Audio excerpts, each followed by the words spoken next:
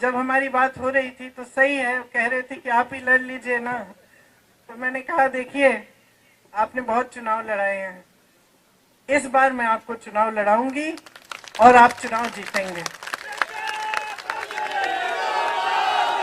तो मैं यहाँ आई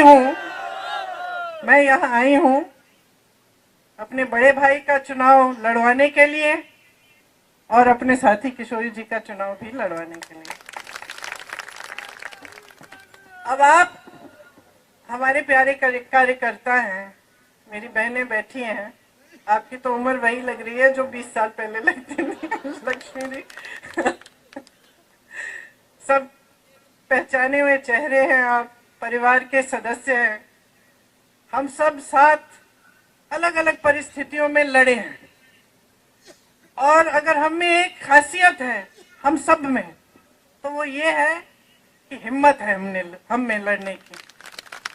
मैं आपके बारे में ये जानती हूँ क्योंकि हमने चुनाव के समय क्या क्या देखा, किस तरह की लड़ाइयाँ। मुझे याद है एक समय एक बूथ था जहाँ कोई खड़ा भी नहीं होना चाह रहा था पोलिंग बूथ में।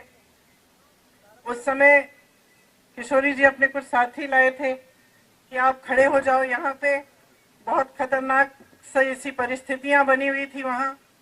और मुझे याद है कि मुझे फोन आया 4:30 बजे कि दीदी आप आ जाओ लेने के लिए, नहीं तो यहाँ पे तो बुरा होने वाला है। तो उस जमाने से लेकर जब बिल्कुल मुश्किल परिस्थितियों में हम एक साथ इकट्ठे होकर दिन रात हमने काम किया और हम लड़े, ये बात हमने साबित की कि यहाँ का जो कार्यकर्ता है, अमेठी का जो कार्यकर्ता है, मुश्किल से मुश्किल परिस्थितियों में खड़ा रहता है, दृढ़ रहता है, मजबूत रहता है और कभी हिम्मत नहीं हारता। क्यों?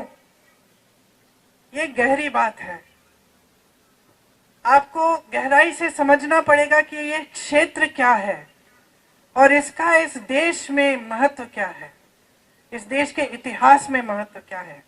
किशोरी जी ने जिक्र किया किसान आंदोलन का। कौन सा किसान आंदोलन? जो मोतीलाल नेहरू जी और जवाहरलाल नेहरू जी के समय था, ब्रिटिश साम्राज्य के समय। पहली बार जब मोतीलाल नेहरू जी और जवाहरलाल नेहरू जी गिरफ्तार हुए तो यहीं रायबरेली में हुए। जब वो किसानों के आंदोलन में शामिल हुए तो ब्रिटिश साम्राज्य ने उनको गिरफ्तार किया। तब से लेकर आज तक जितनी भी लड़ाई हुई है चुनाव के समय रायबरेली में, वो हमेशा एक तरफ लोकतंत्र, एक तरफ सत्य, एक तरफ सच्चाई और दूसरी तरफ हमेशा किसी न किसी तरह का आतंक और एक ऐसी राजनीति जो जनता को सर्वोपरि नहीं रखती थी। और हमेशा इस लड़ाई में आप खड़े हुए हैं लोकतंत्र के लिए। आपने जिताया है सच्चाई को, सत्य को, और लोकतंत्र के जो मूल हैं, जो असूल हैं, उन्हीं को आपने जिताया है। कभी कभी आपको लगा कि आप नाराज हुए शायद, तब भी आपने सही रास्ता दिखाया। इंदिरा जी जब हारी रायबरेली से तो नाराज नहीं हुई आपसे, उस हार से वो सीखी, उस हार से उनके मन में ये भावना आई कि हाँ, जनता मुझसे नाराज है, मैंने कुछ गलत हो सकता है किया है। और फिर उस पर मंथन करके उन्होंने एक दूसरा रास्ता, अलग रास्ता पकड़ा और अगली बार चुनाव जीती। तो ये आपकी जो भूमिका रही है, रायबरेली की जनता की भूमिका, वो यही भूमिका रही है कि आपने इस देश के लोकतंत्र का प्रतीक यहाँ पे रायबरेली में पूरे देश को दिखाया है। तो आज हम कहाँ खड़े हैं? आज देश की परिस्थितियां जो हैं कई स्तरों पे उनसे अलग नहीं है जो उस समय ब्रिटिश साम्राज्य की ने परिस्थितियां बनाई थी। क्यों? क्योंकि आज देश का जो गरीब है, देश का जो किसान है, उसको एकदम नकारा जा रहा है। जितनी भी नीतियां 10 सालों में नरेंद्र मोदी जी की सरकार में बन रही हैं, वो किसी गरीब के बारे में सोचते हुए या उसकी समस्याओं को सुलझाने के लिए नहीं बन रही हैं, वो बड़े बड़े खरबपतियों के लिए बन रही हैं। और आज ये सच्चाई है कि कि देश का किसान पिस रहा है, मेहनत करता है, पसीना बहाता है, धरती को सींचता है अपने पसीने से, लेकिन उसकी मेहनत की कमाई उसके लिए पूरी नहीं हो रही है। आज आप जॉब करते हैं या कहीं पे आपकी नौकरी मजदूरी लग जाती है किसी गरीब की, तो जितना भी कोशिश करे, जितनी भी मेहनत करे, काफी कमा नहीं पा रहा है कि उसका जीवन सुविधापूर्ण और अच्छी तरह से बीते।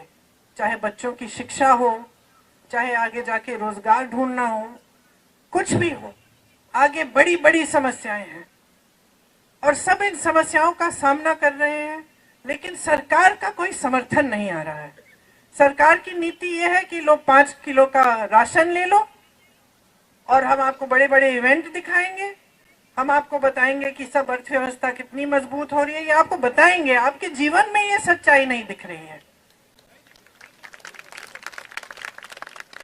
जितने भी ऐसे संस्थान थे जो लोकतंत्र को मजबूत बनाते थे, उन सब को कमजोर किया हुआ है नरेंद्र मोदी जी की सरकार ने।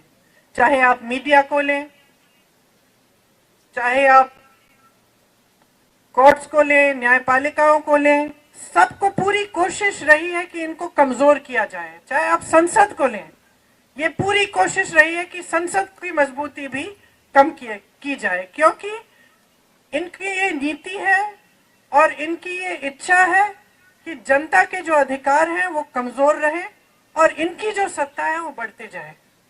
ये एकदम हमारे लोकतंत्र के जो असूल हैं उसके